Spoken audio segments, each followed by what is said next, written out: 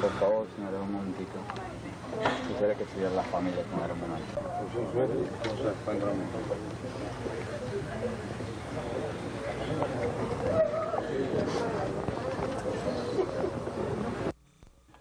Because of the possibility of violence, tight security was ordered for the funeral, not only at ground level but in the air as well.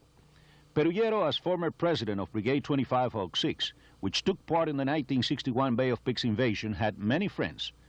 It seemed they all were in attendance today, from local government officials to former presidents of Cuba. The Rivero funeral home was jammed. Florida Democratic Party Chairman Alfredo Duran is himself a former member of the brigade. Mr. Duran, what is your reaction to this killing? Well, this is something that I think that is completely intolerable. I hope that the authorities take a very, very firm stand on this, and this thing is happening far too often. We cannot stand for this anymore. It's the acts of terrorism cannot be tolerated in this county, and I hope that the U.S. Attorney's Office and the State Attorney's Office and the Police Department take a very, very hard stand on this and get something done about this matter. We cannot stand for this anymore. You personally, as chairman of the Democratic Party in Florida, are you going to do something about with the authorities? I will try to make contact with the authorities and express the point of view that we cannot tolerate this act of terrorism anymore here in the city of Miami. Miami City Commissioner Manolo Reboso, also a Bay of Pigs veteran, revealed today that he is on the threat. And I myself, I will be requesting a meeting with the Chief of Police Monday or Tuesday, and calling the governor of the state of Florida to see if he can do something about it. Do you know if another presidents of the brigade have been threatened? I don't know exactly, but I assume that everybody's life is in danger at this point. Have you been threatened, Commissioner Reboso? In the past, yes. In the last 72 hours, no. The hint of trouble nearly materialized shortly after the funeral began. A group of mourners who wanted to follow the casket by foot were at first denied that permission by police.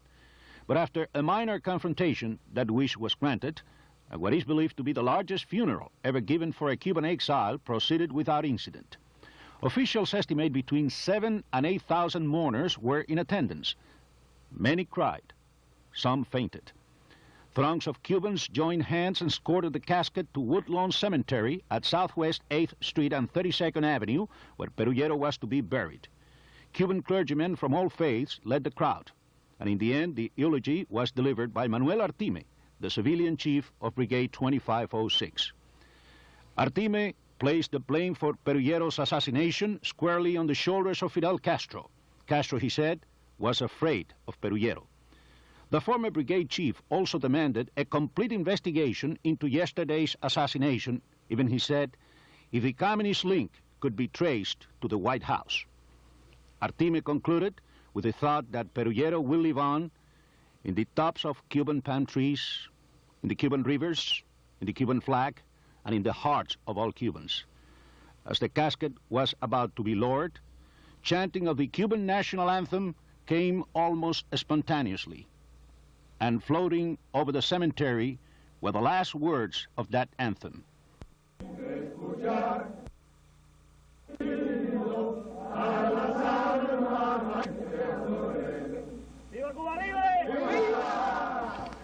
Manolo Reyes, Channel 4 News.